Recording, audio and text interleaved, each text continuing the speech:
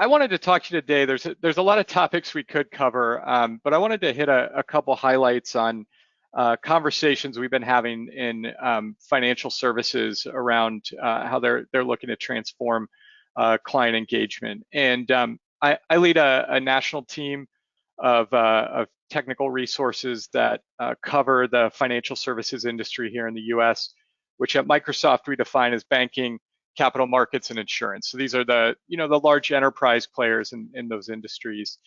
And when we think about the financial services industry and the importance of client experience, there's really two big forces that are driving the need to transform. And what we've seen was there was a kind of pre-COVID, there was a lot of delayed investment in client experience and investments and projects, mainly due to the financial crisis. And over the past few years, we had been really seeing a big ramp up of investments in those areas. And the reason is because you have these two forces. So one is that the explosion of cloud computing and AI and some of the legacy infrastructure and the regulations that most large financial institutions are contending with.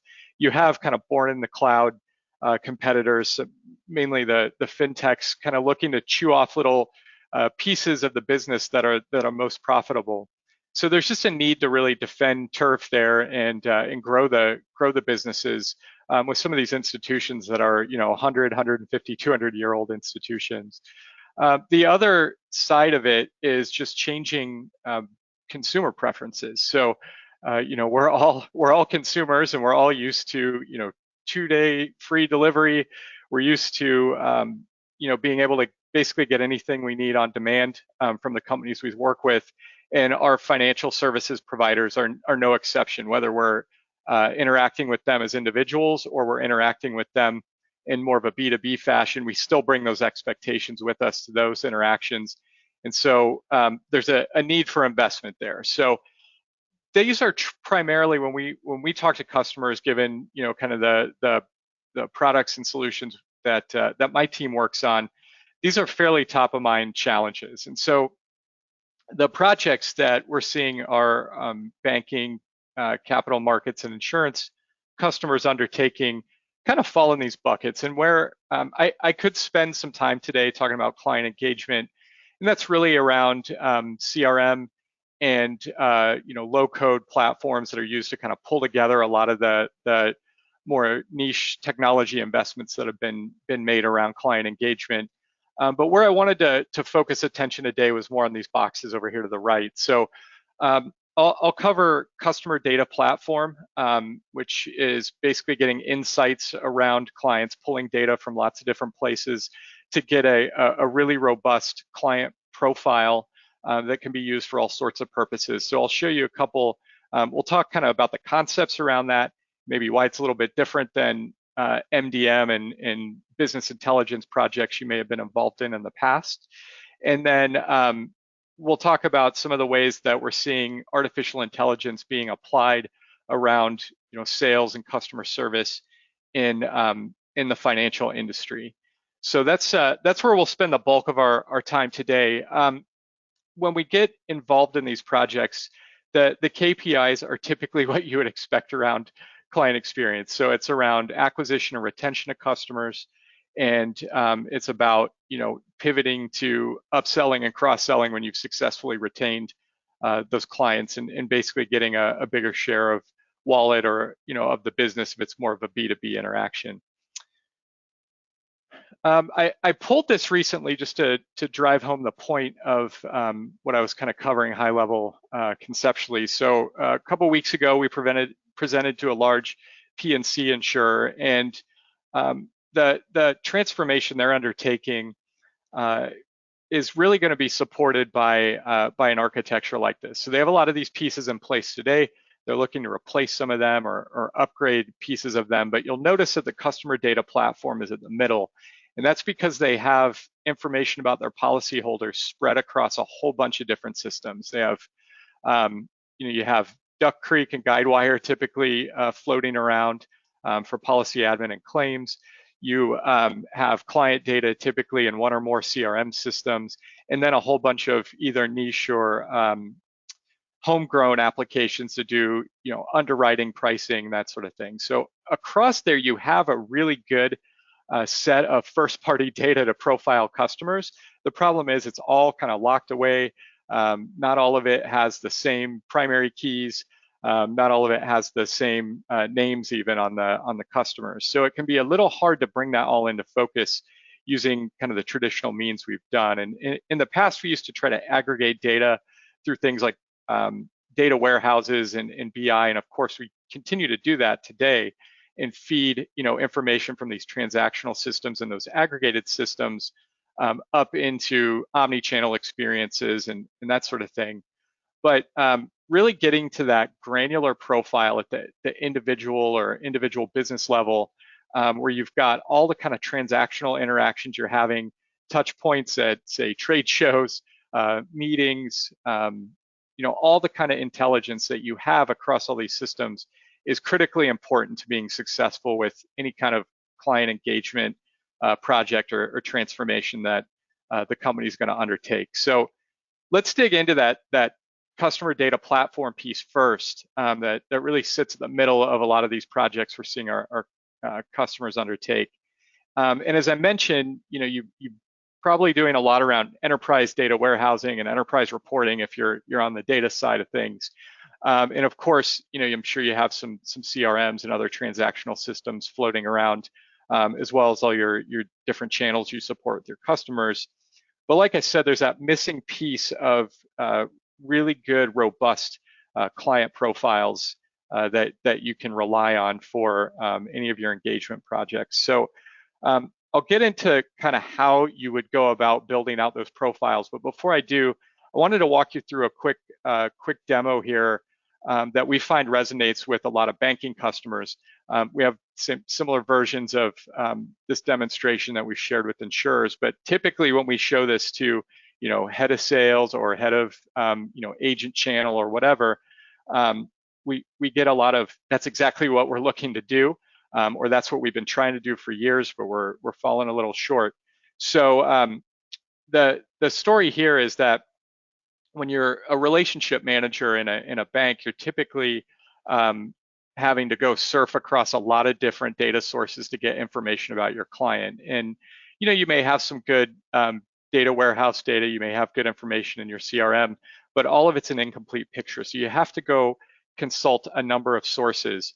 And so the idea here is to provide an experience. This is just an example of one type of experience where, after we get through the pandemic, be back meeting face-to-face with clients, and it would be great in 10, 15 minutes to get a good understanding of the client we're going to meet with, instead of an hour or two of surfing through different systems and trying to kind of piece together what Farah in this case is doing with our bank. So we can see things like her demographics, we can see consolidation of her accounts, and then we can see even more transactional information around communications she's had with the firm. So, meetings she's had, not just with me, but with any other individual that she might have met with at the bank, getting pulled from, say, Exchange, for example, phone calls via the telephony system, as well as, visits to the portal from our folks in marketing who manage our digital properties. See mobile applications, really any kind of touch point this person's had with the bank. We can get all consolidated here. I'll skip, oh, there we go.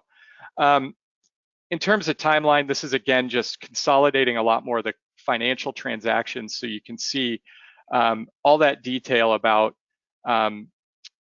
what Farah's relationship is with the bank.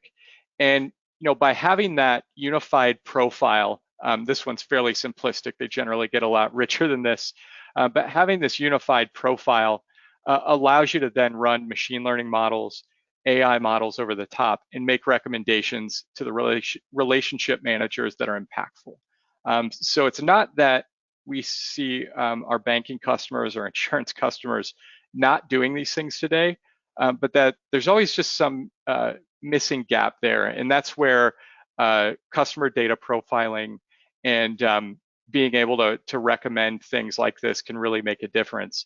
And so in preparing for a meeting, he has some very relevant topics to bring up and kind of steer the conversation toward in terms of, moving money out of cash into, financial investments with maybe a financial advisor. So this can help drive a referral in the bank. But also as he looks across, the rest of his client portfolio and his book of business, he has those same recommendations for other clients. And this can help tell the relationship manager where they should be directing their time. For example, if there are some clients that are at risk of churn, and these are folks we'd rather retain, they may move to the top of the list for that relationship manager to invest their time in. So that's kind of how these profiles would typically get used. Now, how do we build those out? Well, like I mentioned before, you have quite a bit of data spread across a lot of different sources. So this is a combination of just kind of demographic and information you have about your clients, transactional data about transactions they've executed with the firm, and then behavioral data, things they've interacted with. And again, they're spread all over the place. They're generally fairly hard to match up if you're trying to do exact name matches or ID matches and things like that. You're going to need to connect to those. Some are going to be on-prem. Some of that data is going to be in different cloud sources. Some's going to be spread across a variety of different cloud vendors. And that is where you're going to need to then pull that data together. So we call that matching and merging. So that's where I'll show you some examples of that in a minute. But this is where you can start to get into probabilistic matching. And that's probably the biggest difference with some of the modern customer data platforms as opposed to some of these data projects in the past where, Peter Smith has to be Peter Smith in every system. But the reality is in some systems he's Pete, in some he's Petey, and some he's P. Smith. But you would still want to pull those data sources together to create a rich profile. So being able to kind of choose the type of matching you're doing based on how that profile is going to be used is really important. Again, once you have those profiles, it's pretty straightforward to apply modern artificial intelligence and machine learning models to those profiles and make recommendations that can then be pushed out either to relationship managers or to the client themselves, depending on the type of channel and the way you're looking to use those profiles. So I'll just walk you through a couple screens to drive home some of those concepts and kind of make the theoretical a little more grounded for you. So, in a case like this where we have, this was a demo, again, we put together for a recent customer. This one happened to be in insurance. And, in this example, we're profiling 20,000 customers. We have large companies implementing this kind of technology where they're profiling, millions or tens of millions of customers in here. But what you end up with when you do these profiles, because it's based on the data, even though it's a general purpose horizontal platform, it gets very verticalized in a hurry. So you see concepts like policies in here, claim resolution time, and so forth. And as we drill down, into an individual profile, this is kind of the back end view where you have, different IDs and a lot of the detailed information. But we're able to see, information getting consolidated here from, say, the policy admin system with renewals, things like calls into the call center, service satisfaction surveys, and then even external data that's mashed in with that first-party data, such as this information around brand propensity for some of the financial services brands that they tend to work with. And then down here, again, you've got a lot of this information that's more kind of general consumer-based. In this case, this is B2C, so we have things like CSAT and Net Promoter Score, but you also are pulling in data from the claim system and the underwriting system, so you can see quotes that have been provided to this customer. When we're pulling the data sources, as I mentioned, you're going to use connectors to get to all these, and it's going to be a whole kind of amalgamation of different CRM systems, different back office systems, and those are going to spread across on-prem, where you might be getting at it with, ODBC connectors or going after APIs locally, or you're going to have, different cloud properties, cloud databases, and cloud SaaS solutions like Salesforce or Dynamics. When you go and pull that data in, as I mentioned, this is kind of the crux of it, and where a lot of traditional projects to create these profiles start to break down. Being able to choose the precision level and how sensitive you want that to be is really the key to making sure you're getting a lot more matching on the data. And that's really the difference between a modern customer data platform and, like I said, MDM, where we're looking to do kind of transactional systems where we're getting everything to update, and we change an address in one system, it's updating everywhere else. This is really for consumption and creating a profile. So we can be a little less finicky about how good those matches are. So we end up with things like Anna Quinn in one system getting matched up with Annie Quinn in another, because we have a pretty good match here. And as long as the other fields match up, we're going to pull in that data and wrap it into that profile. And that's what gives you a much richer profile of the customer. After you get that profiling done, which is pretty straightforward, this is where you would start enriching it with external data. So you may have data from, say, like Nielsen or someone that you would pull in through through this SFTP import, or you've got some of these pre-built enrichment, depending on the data platform you're using. You'll typically have some kind of enrichment that you would use there. And then you start doing machine learning models over these profiles. So you have that rich data, you can start to predict things like propensity to churn, propensity for certain upsells or cross sells of different products that are offered by the firm. And then of course your marketing folks can do segmentation across that detailed data. So traditionally we might do segments pretty coarsely, like this person is in a certain demographic or something like that. But everybody's trying to get to much more micro-targeted segments. And that's where you can do things like, they are just high churn. They're high churn, based on our prediction model, but they also own motorcycles and they live in California. That's a much tighter segment based on all this data we have available on the customers, where we can really provide targeted messaging to them that's going to resonate. Last thing here, none of these profiles and segments really are that useful if they're in a walled garden and just kind of tightly packed in somewhere that you can only use them with certain systems. So it's really important to be able to export these out to other systems and use them, even in things like your Facebook campaigns or your Google Ads campaigns, marketing systems and so forth, like Marketo. So being able to pull data from anywhere, get it consolidated, match it up, enrich it, model it, and then go and export the fruits of that work out to all the other systems in your architecture is really, really important to do to make sure you're getting the most value that you can out of these platforms. So I know we're getting close to time, and I want to, Ron, try to get you back on track. So I'm just going to cover a couple other short things. I probably got about 4 or 5 minutes more I can run through. Perfect. Here. Yeah, that's great. And then I see Larry, our mainframe expert, is already logged in, so we're perfect. Good. All right, good. So I'll try to get you a little time back. So I wanted to shift gears from the customer data platform side, which is, you saw some ways you can kind of do your own modeling and segmentation.